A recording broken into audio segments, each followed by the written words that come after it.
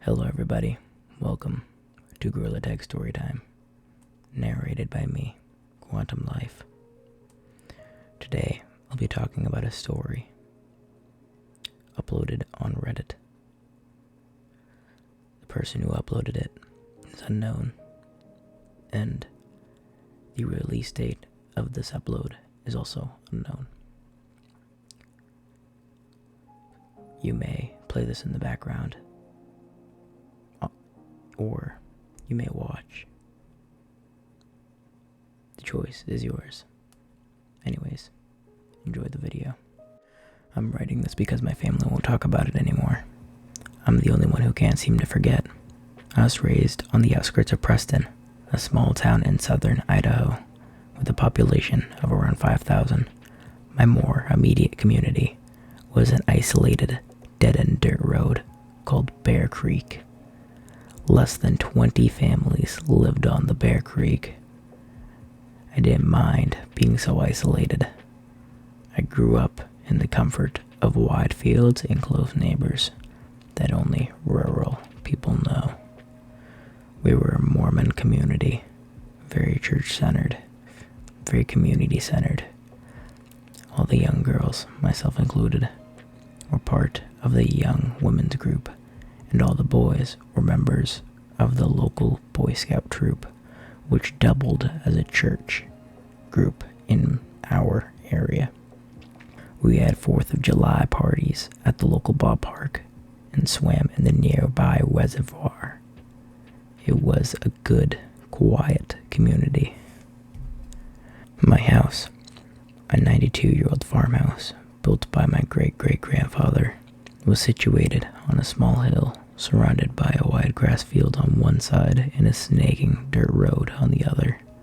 Across the road was the creek bottoms. Southern Idaho is categorized in a desert climate, so not much grows outside of the irrigated fields besides sage, brush, and burrs. The creek bottoms were the exception. The creek fed the growth of a thick tangle of pussy willow bushes. In the late fall, we used to all go down into the bottoms and pick the white coney pussy willow seeds to decorate the fences of our driveway. Being so isolated, it wasn't uncommon for animals to come down from the mountains. We had a female moose who brought her calf down and lived in our orchard every winter, and the occasional lion wasn't unheard of either. The summer when I turned 8, I remember it because it was the same year as my baptism. A smaller mountain lion was spotted several times in our area. We weren't worried. The big cats stayed away from the farms and usually moved on when the area didn't yield enough food. The same summer, my neighbor, Peyton, was working on his Eagle Scout project. He loved National Geographic, and I thought it'd be pretty cool to try putting something together, a National Geographic submission on our little creek bottoms. The young lion that happened to be in our area at the same time made him especially excited. He decided he wanted to try and get pictures of the lion and emailed the National Geographic team for advice. They recommended setting up an automatic camera that takes shots every couple of seconds in an area the lion was known to visit. They also recommended setting up some kind of bait so the lion was more likely to come by. No one in the creek liked the idea of live bait or carrion, so we came up with a different kind of bait. We decided to set up an audio recording of a dying rabbit and play it on loop through a set of speakers hidden in the willows. I remember when everyone was down there in the bottoms testing the speakers, and I heard the sound for the first time. The sound of a dying rabbit is horrible. It's been described as being almost identical to the sound of a screaming child. If you've never heard of it yourself, there's plenty of recordings available online. It's worth a listen. The camera was set up, the speakers were set up, everything was perfect. Peyton explained that he would allow the camera and recording to play uninterrupted for a week. Then he would go and check on it. This would give time for our scent to fade from the bottoms and encourage the lion to come closer. At first, I was worried about the noise. It was a truly horrible noise, and our house was the closest to the setup point in the bottoms. My father assured me that the noise wouldn't reach as far as our home, and I was relieved when we arrived home that night, and he was correct. The bottoms were far enough away that I couldn't hear anything. I remember Peyton the next day at church. He was fidgety and excited to check on the equipment, but we had to wait a week, which everybody kept reminding him.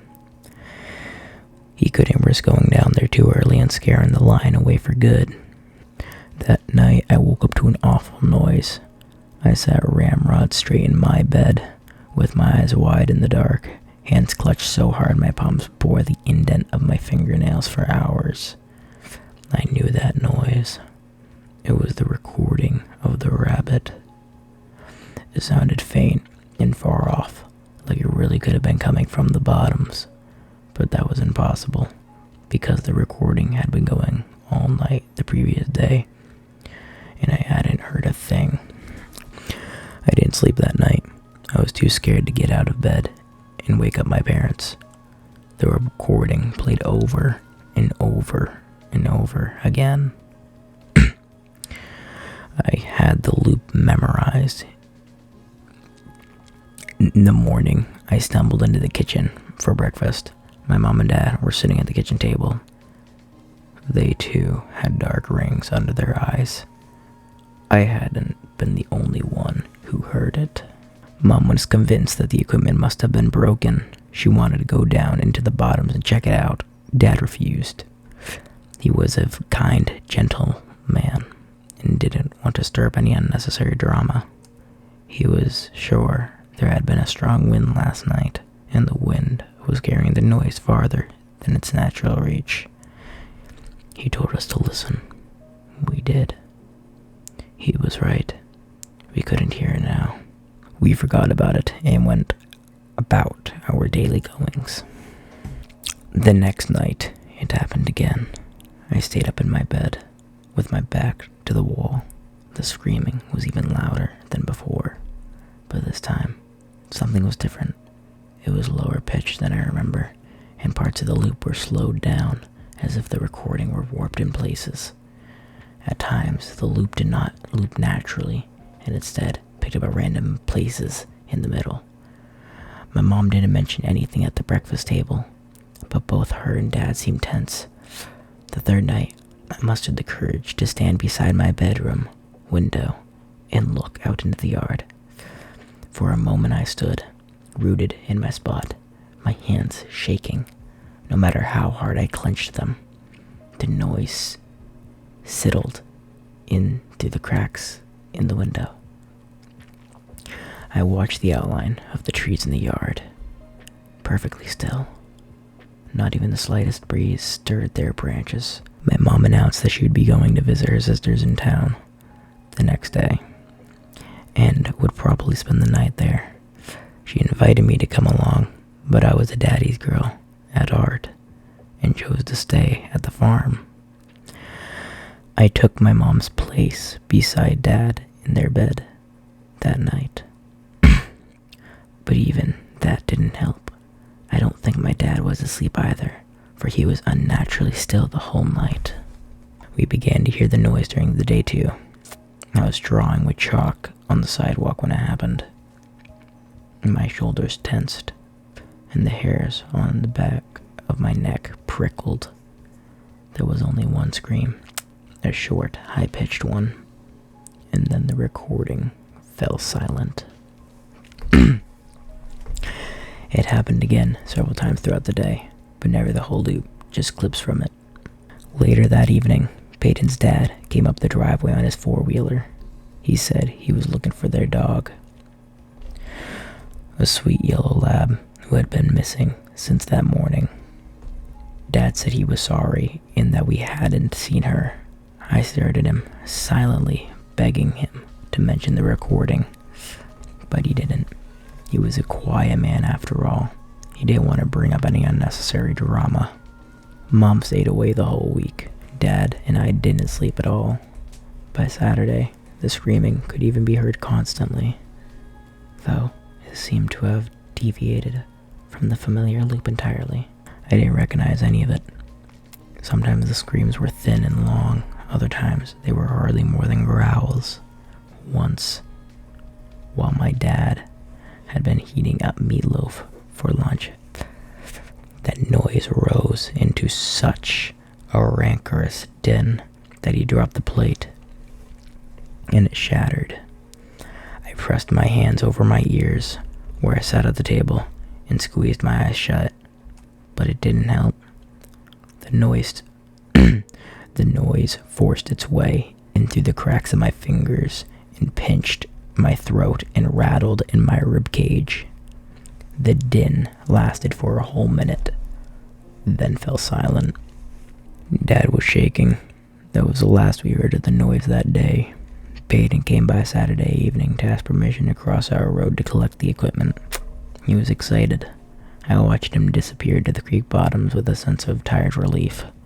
After the equipment was gone, it would all stop. I couldn't wait to get a full night's sleep. Not a minute later, I spotted Peyton coming back up from the creek. I was confused. It had taken us much longer to set up the camera and speakers, so I'd only assume it would take just as long to collect them. My breath stilled when Peyton came closer. He didn't look right. His eyes were wide and his face pale. Something wet dribbled from his chin and onto his shirt. I later realized it was vomit. My dad caught him before he fell and demanded to know what happened. Peyton couldn't speak. He just cried. We called his dad. I looked after Peyton as both my dad and his dad went into the bottoms. They were gone a long time. When they returned, their faces were grim and they smelled funny. I noticed red on my dad's hands. I asked him what was wrong, but they brushed right past me and called the police. Nobody would tell me what had happened. I sat on the couch as a blur of neighbors and police officers swirled around me. At one point, an officer placed something on the kitchen table and left. I looked into the kitchen curiously. It was the camera from the bottoms. I wish I hadn't looked. The camera was a little banged up. Tiny scratches and dents covered the plastic casing. When I lifted it, my hand stuck to the plastic. Something tacky and odorous covered the screens, but it turned on fine. The first set of photos were normal, just the pussy willows cast green in the glow of the night setting. As I continued to click through them, they quickly became strange. At one point, the camera angle changed, as if the camera had been knocked from its post. Grass now obscured most of the frame. Flecks of red appeared on the lens and remained for the rest of the sets. One photo made me pause. There was a figure in this one, or half of a figure, as most of the upper torso didn't make it into the frame. I thought it could be human, but it didn't look like it. It should be standing upright. Its legs were twisted like an animal, and it seemed to be having difficulty supporting itself in an upright position.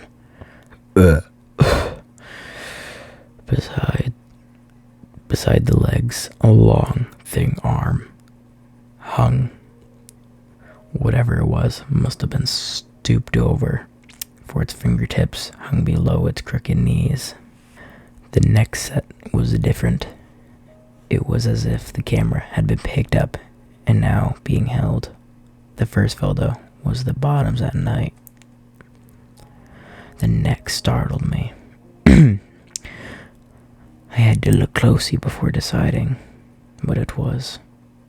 A rabbit had been laid out in the bushes, but its ears and most of its scalp had been peeled away. The next was worse. It was of the same rabbit, but a thin, dark hand was holding it up against the sky. Its limp body hung like something from a nightmare, In the following photos, more rabbits joined the one, each with their ears and scalp removed. Then a cat, then more cats, then a dog, the yellow lab, then the lion. The following photo was of 7 rabbits, 3 cats, 1 dog, and the lion, all laid out in a row facing the same way. Their arms and legs had been arranged as if they were marching.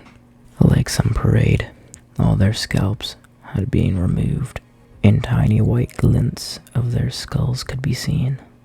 The last photo was overly bright, like the photo had been taken too close with the flash on. An eye dominated the frame, but it was yellowed and crusty, and had a bar pupil like a horse. In the bottom corner, the edge of the mouth could be seen. No lips, just teeth, sharp and little, with wide gaps of red gum between them. I wish I hadn't looked. I heard my dad talking to the police outside. They said the speakers had malfunctioned. The recording had only played the first night. Thank you all so much for watching today's video. If you did enjoy, make sure to leave a like, subscribe, and turn on post notifications so you never miss a video from my channel. If you would like to recommend a story for me to read out in a different story time video or in another one, let me know and go to my Discord, and there'll be a scary story section where you can put your story or link a story that you would like me to read out. Anyways, that's all for today's video. Have a great day, and goodbye.